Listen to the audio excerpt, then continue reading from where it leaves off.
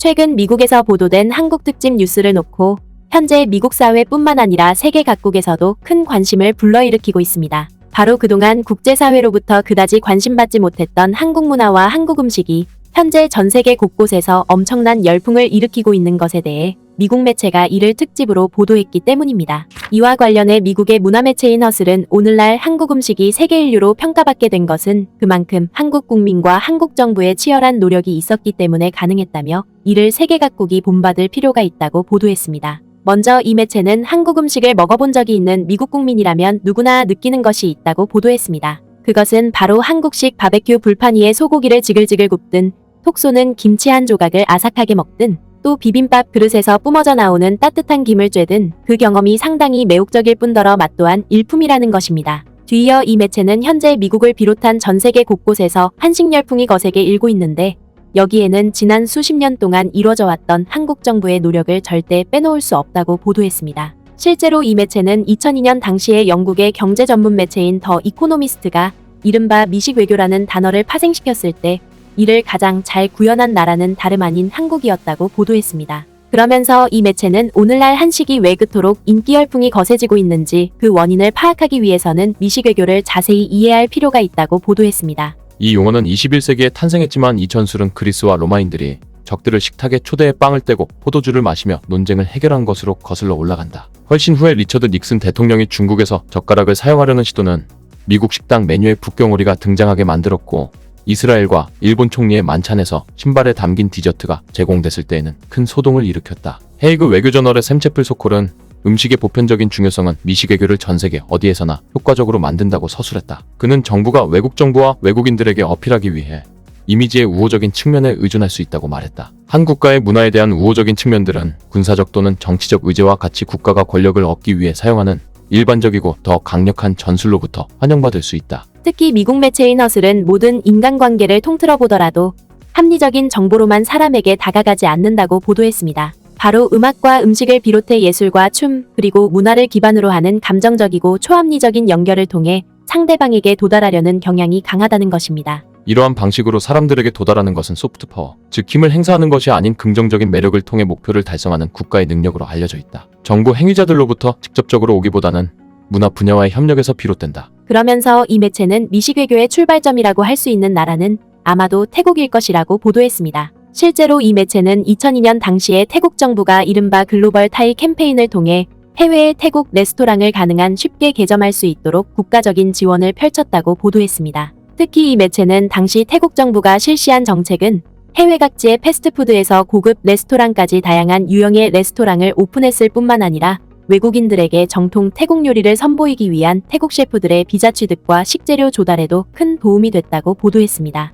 따라서 이 매체는 글로벌 타이 캠페인이 실시됐던 2002년에는 전 세계의 태국 레스토랑이 5,000곳에 남짓했지만 현재는 15,000곳에 이른다고 보도했습니다. 또한 이 매체는 당시 태국 정부가 취한 이 같은 미식 외교는 결과적으로 태국을 방문하는 여행객들을 크게 증가시켰다고 보도했습니다. 이는 글로벌 복원이기 직전인 2019년까지만 하더라도 4천만 명에 달하는 여행객들이 태국을 방문함으로써 역대 최대를 기록했고 이들이 태국에서 지출한 여행비만 무려 567억 달러에 달했다는 것입니다. 하지만 미국의 문화매체인 허슬은 한국이 소프트 파워와 미식 외교로 이룩한 성과에 비하면 태국이 달성한 성과는 단지 조족지혈에 불과하다고 보도했습니다. 2000년대 후반 한국은 큰 문제를 안고 있었다. 현대와 삼성 같은 다국적 대기업들의 본거지이고 영화계 또한 큰 호평을 받았음에도 불구하고 정작 일반 대중들은 한국의 주요 문화 및 비즈니스 수출품 중 다수가 한국산이라는 사실을 깨닫지 못했기 때문이다. 특히 이 매체는 당시 독일의 글로벌 기관인 아놀트가 조사한 국가 브랜드 지수에서도 전체 조사 대상인 55개국 중에서 한국은 33위에 그칠 정도로 형편없는 성적표를 받아들었다고 보도했습니다. 따라서 이 매체는 한국의 국가 브랜드를 시급하게 향상시켜야 했던 한국 정부로서는 문화지원 사업에 적극적으로 나설 수밖에 없었고 이는 한국 음식 또한 마찬가지였다고 보도했습니다. 실제로 이 매체는 당시 한국 정부가 4천만 달러를 들여 한국 음식을 홍보하는 프로젝트를 본격적으로 실시했고 이를 통해 한국 음식과 한국 음식점이 전 세계 곳곳에 뿌리내리는 결정적인 촉매제로 작용했다고 치켜세웠습니다. 그리고 한국 정부는 식품의 안전기준과 지침을 감독하는 국제식품규격위원회에 고추장과 된장을 비롯해 인삼에 이르기까지 6개의 코덱스 표준을 등록함으로써 한국 음식에 대한 국제 표준화에도 박차를 가하고 나섰다는 것입니다. 따라서 미국 매체는 당시 한국 정부의 끈질긴 노력은 마침내 얼마 못 가 경이적인 성과를 달성하기에 이르렀다고 보도했습니다. 이는 2007년에 1만 곳에 불과했던 한국 레스토랑이 2017년에는 4만 곳으로 확대됐고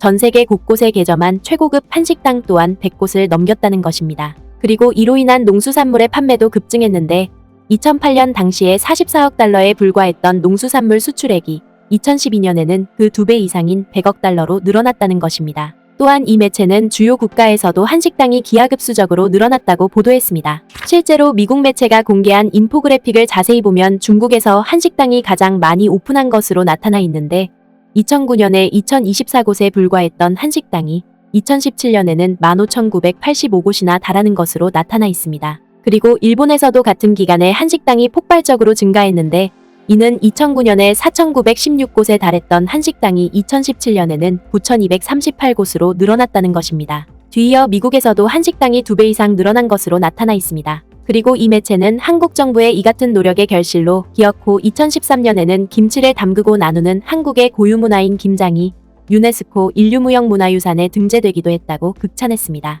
한국의 관리들은 한 가지 전통 요리가 브랜드를 가장 잘 높일 수 있다는 것을 깨달았다. 그것은 배추를 일반적으로 소금에 절이고 발효시킨 야채 요리 김치다. 특히 이 매체는 지난 2008년 당시에 한인이 가장 많이 살고 있는 LA에서 타코에 김치를 곁들인 이른바 한국식 타코가 출시되자마자 선풍적인 인기를 끌었을 뿐만 아니라 2021년에는 김치 수출액이 사상 최고치인 1억 5,990만 달러에 이르렀다고 보도했습니다. 따라서 미국 매체는 소프트 파워와 미식 외교의 중요성을 간파한 한국 정부의 이 같은 노력은 김치가 전 세계 곳곳에서 건강식품으로 알려지는 계기로 작용했고 주요 언론의 헤드라인을 장식했을 뿐만 아니라 한식을 수출해온 한국 기업들의 매출 성장에도 큰 도움이 됐다고 보도했습니다. 그도 그럴 것이 이 매체는 한국의 최대 식품기업인 CJ푸드밀만 하더라도 비비고라는 브랜드를 통해 여러 종류의 한국 음식을 전 세계로 수출해오고 있는데 특히 만두의 경우 현재 미국 만두 시장의 40%를 독차지하고 있고 전 세계 시장에서도 2020년에만 비비고 만두를 무려 5억 800만 달러씩이나 판매하는 기염을 토했다고 보도했습니다.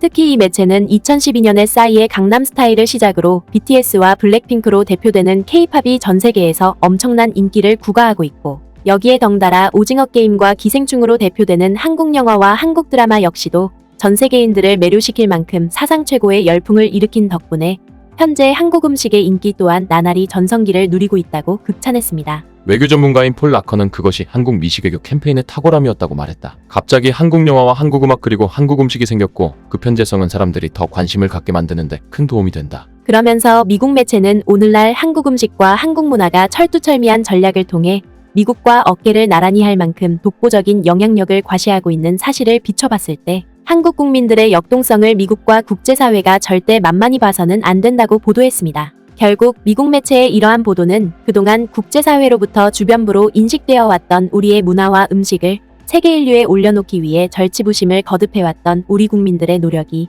마침내 한국을 세계 최고의 문화 강국으로 발돋움시킴으로써 세계 각국의 많은 이들에게 큰 울림을 선사하고 있음을 여실히 보여주고 있습니다. 구네스북 영상을 재미있게 보셨다면 구독과 알림 설정 꼭 부탁드리겠습니다.